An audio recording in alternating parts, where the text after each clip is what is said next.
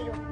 આજે હું તમારા સમક્ષ આવી છું ને તો એક દિલની વાત કરવા માટે આવી છું કે તમને શું લાગે છે હું આજે પણ છાતી ઠોકીને કહું છું કે હું જેલ કાપી નહીં 3 મહિના ઈ પણ વગર કારણસર નિર્દોષ છું. એની અંદર પણ એ કેસ પણ મારા ઉપર ખોટો હજુ છાતી ઠોકીને કહું છું સાબિત હવે કોર્ટ કરશે બરાબર.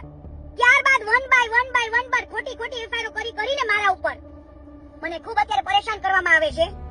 કાપોદ્રા પોલીસ સ્ટેશનની અંદર હું જ્યારે સાઈન કરવા જાઉં છું ને મહિને ત્યારે મને ખૂબ ટોર્ચરિંગ કરવામાં આવે છે કે તું ખજૂરના લાઈવ બંધ કરી દે, શાહ ઇન્વેસ્ટમેન્ટનું બંધ કરી દે. આવી રીતના ઘણું બધું ટોર્ચરિંગ કરવામાં આવે છે. મારી સાથે કોઈ મારો મિત્ર આવ્યો હોય ને એને પણ એને ખોટી ધમકીઓ આપવામાં આવે છે, ઉપર બેસાડવામાં આવે, એના મોબાઈલ લઈ લેવામાં આવે, મારા મોબાઈલ લઈ લેવામાં આવે. આ બધું સહન કર્યું પણ હવે નહીં. એવું તો તમને કોનું દબાણ છે કે કોના કહેવાથી કીર્તિ પટેલને દબાવવામાં આવે છે? તમામ કેસ મારા ઉપર ખોટા કરવામાં આવે છે.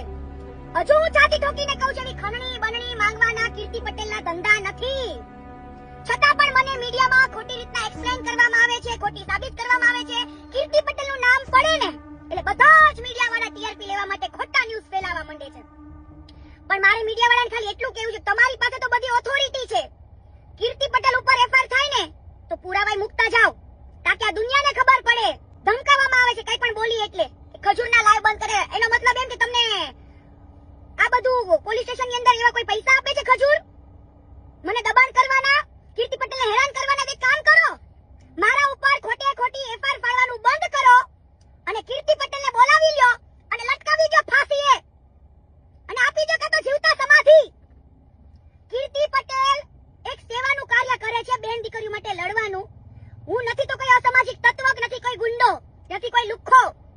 એવા હજારો લુખ્ખા